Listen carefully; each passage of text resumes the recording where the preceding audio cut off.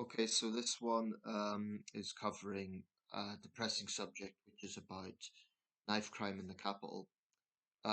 We're only a few weeks into the new year, and already London has seen its first teenager this year murdered um, in a violent knife attack.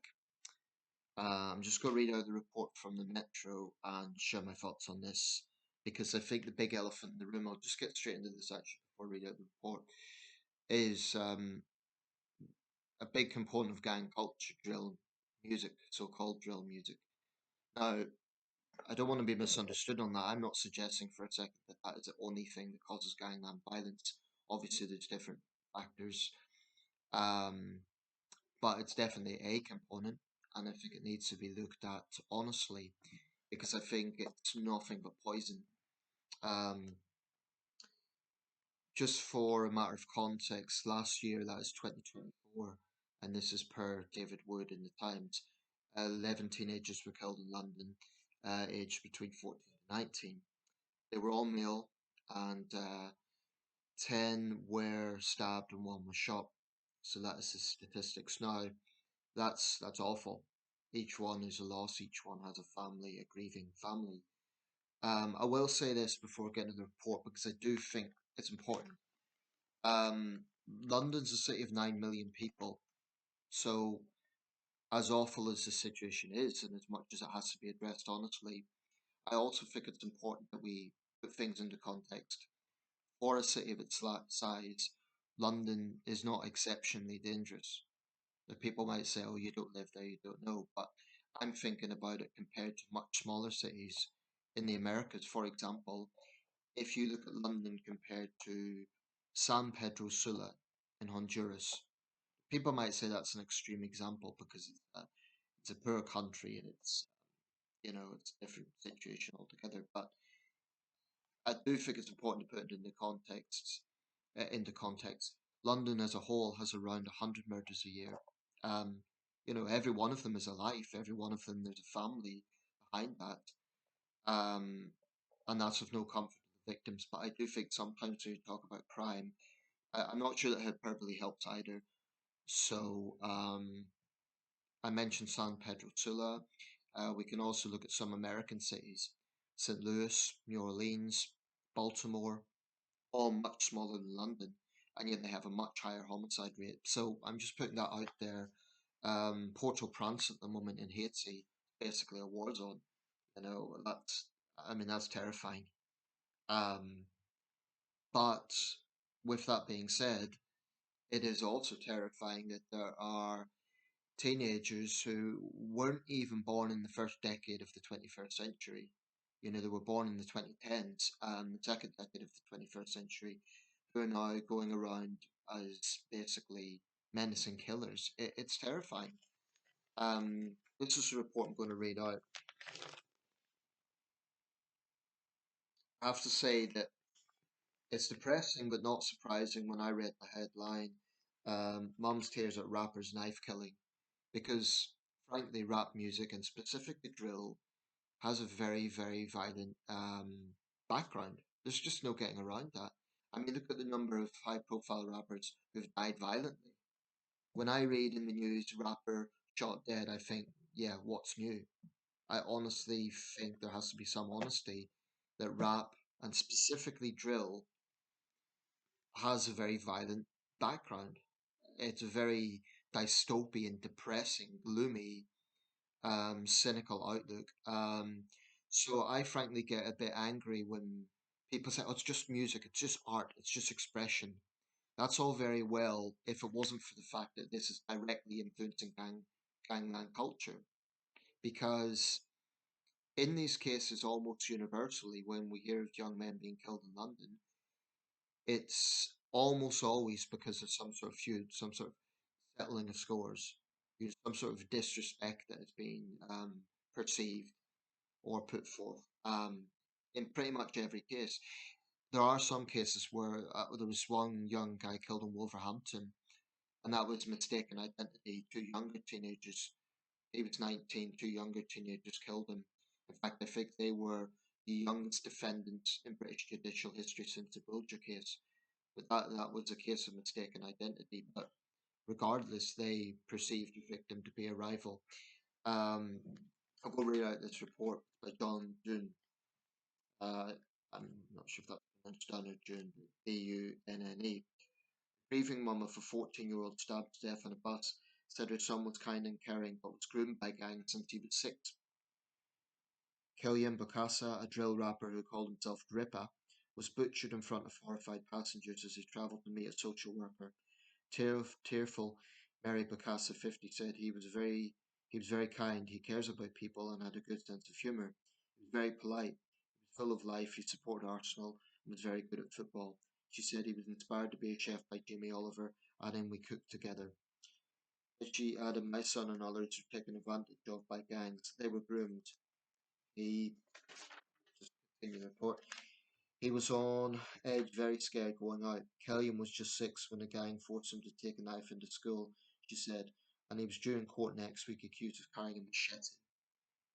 Before I continue, 6 years old, forced to bring a knife into school. That's utterly terrifying. She told how he kept running away after being put in care 4 years ago. He was missing for a year, living on the streets, she said. He finally turned up at my doorstep sick, underweight and tattooed. He was exposed to drugs. He experienced something, I could sense it. Last year he got himself in trouble with the law.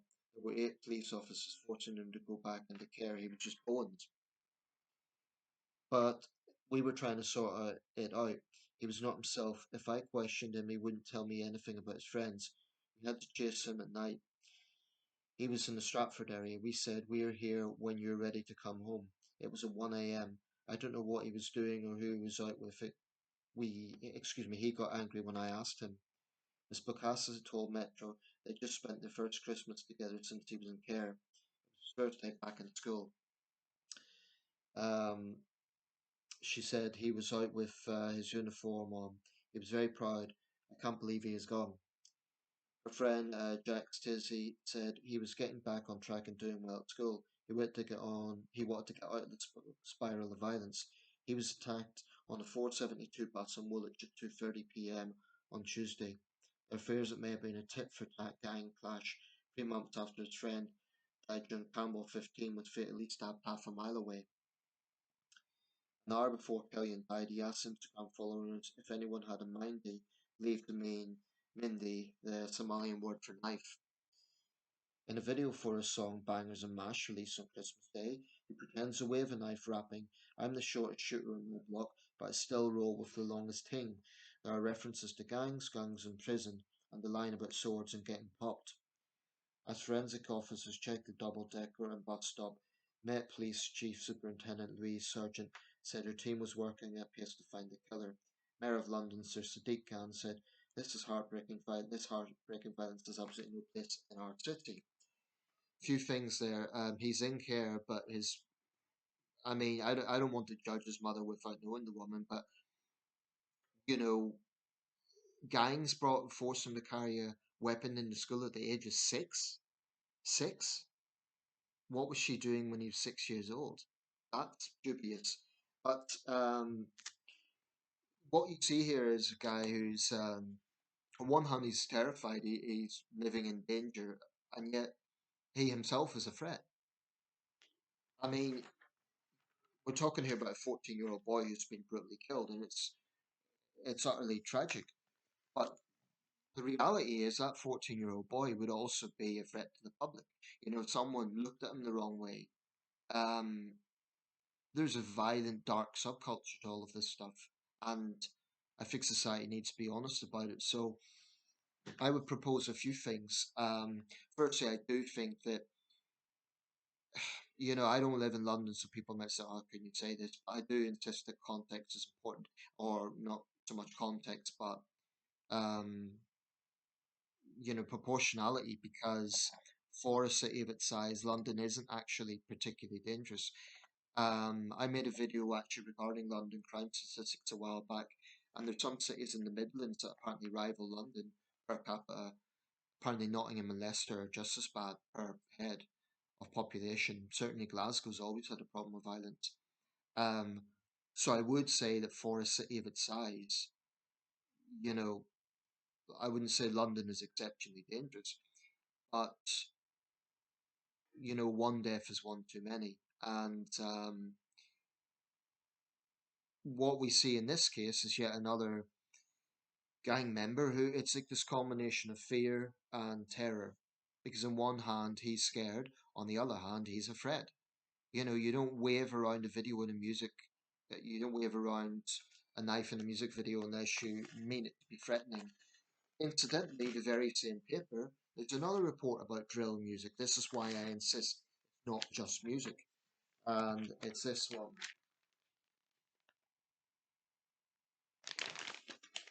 I'm not going to read all of this one out. It's by Danny Rigg. A drill rapper has been found guilty of posting a menacing viral video which featured a gun gesture about far-right activist Tommy Robinson. Omar Abdurrazik, known as Twisted Cheese, released a minute-long TikTok video during nationwide unrest in August last year. It was reposted to X by Robinson, real name Stephen Axel Lennon, with a request for West Midlands Police to investigate. In the clip, Abdurrazik, 31, claims to be a Somali pirate and is seen making a gesture as if holding a rifle while shouting "Pow, pow, pow." He said he had a message for Robinson, adding, "He has Muslims in every corner. Look at the artillery we've got." Abdurrazik denied making a gun gesture and threats to the jailed former leader of the EDL. "I'm saying if you come, self-defense," the rapper from the Sparkbrook area of Birmingham told the city's magistrates. "Even when I say bam, bam, bam, this is all entertainment." Well, this idiot must realise how that's going to be perceived in the court of law.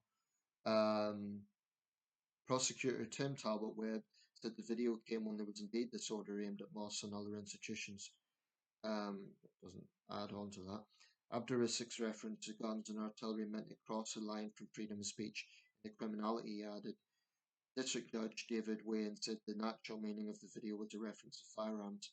Finding Abdurazik guilty, he said, "Having heard the defendant's evidence, I am satisfied that this was the intended meaning of the communication rather than an attempt to promote his music." Abdurazik was bailed to be sentenced on February the 12th after the court expressed concern at hidden disabilities, including mental health issues. Oh, yeah. He will also be sentenced for the possession of cannabis as well as a racially aggravated public order offence. But yet again, we have a case of, in this case, it didn't actually result in violence, but, I don't like Tommy Robinson, but that's clearly inciting violence against Robinson. Um, Drill is poison. And I'm sick and tired of people who come and say, "Oh, you can't criticize music, it's just expression, it's just art." When a particular genre of music is directly fueling gangland violence, and we know this because in the case of London gangs, you have a situation where they are literally calling out specific gang members from a rival gang, so they're publicly humiliating them, and then those gang members think that they've lost face, and it results in violence. It's a little bit like when traveling men call each other out, and it results, in their case, it's mostly fist fights. Um, but there is really a violent subculture here, and I think we have to be honest about it without being politically correct, because let's be honest, it is disproportionately young black men. That's the reality. So, I think regarding Sadiq Khan's mayoralty of London, like I say, London is not an exceptionally dangerous city, but I do think Khan has spent far too much time on virtue signalling gestures, and I think that his defence of Chris Kaba, when it was found that the police were in fact acting out of public safety in that case, says a lot. I think Khan's record on crime has been weak. He has stood in the way of stop and search, which has been proven to save lives. He spent far too much time on virtue signalling stunts, like renaming London Underground stations. Um, Even if the actual statistics don't suggest that London is an exceptionally dangerous city, I think that Khan has sent out totally the wrong message, because when these things happen, he says that violence has no place in our city, yet he enables policies that do not help the situation. Um, so there has to be honesty about that. What I think should be done, well, all mainstream radio stations should refuse to play drill music because it is poison that fuels these gangland wars. I think there should be a specific criminal offence of coercing someone into a gang. Granted, that wouldn't be easy to prove, but that can be a specific offence. In this case, this young guy, if it's true, that's utterly tragic. That he was coerced into a gang at the age of 6. So, in other words, you get gang members saying, if you don't join our gang, we'll beat you up, or worse. That's an awful situation for a young teenage boy to face. Um, and that's unique. Excuse me, that's something we see all over the world with gangs. There is coercion involved. I think introducing a specific piece of legislation saying that coercing people into a gang should be a criminal offence. I definitely support tough measures on knife carrying because in every single case they say they're doing it for self-defense. But if you're carrying a knife, you intend to use it.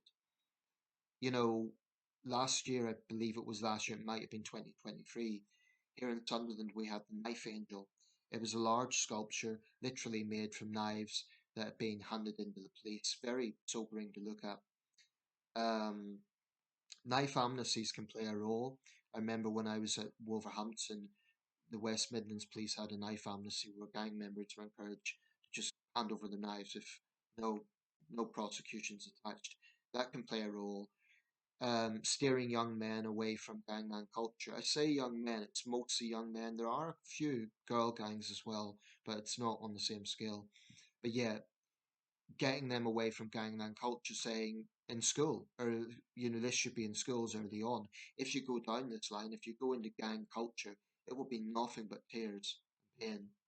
Um, all these things combined should play some role. Tough sentencing has to be part of it. Um, there is a component that people will say some of these kids are second, third generation, Somalis. So a threat of prison means nothing to them. That might be true, but I still think, as a basic principle, when you've committed a heinous crime, when you've terrorized an innocent member of the public, when you stab someone, you should definitely go to prison. If they're under the age of 18, then the Young Offenders Institute. But the public has a right to be safe. So I definitely support tough measures on knife carrying, but we have to.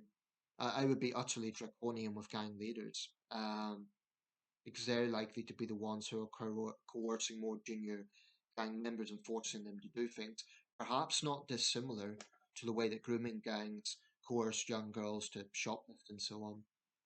Um, it's awful. He's the first this year. He will not be the last. But yeah, I think people who say it's not, you can't blame the music, or it's racist to talk about that because this disproportionately affects young black men. I would say you're just deflecting from the issues.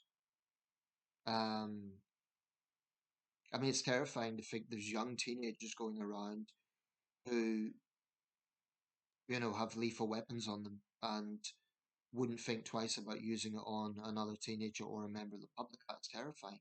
So the police need to be empowered to deal with this without people screaming racism. Of course, corrupt officers need to be kicked out of the force. Of course, any officers who's, sharing genuinely racist messages on social media have no business being in the police. But what we also saw from the Chris Cabot case was that police officers shouldn't have their hands tied when they are genuinely trying to keep the public safe. I think Khan's handling of that was appalling because his attitude was to refuse to acknowledge that Kaba was indeed a violent gang member. Um, Chris Kaba was the architect of his own death. That's the reality. And the people who were out protesting for him, if he got away in that car, he could have knocked down an innocent member of the public. Did they ever stop to think about that? Anyway, this video is not about Chris Kaba, but yeah, I will say it. This young guy is yet another victim of toxic drill culture. That's the reality.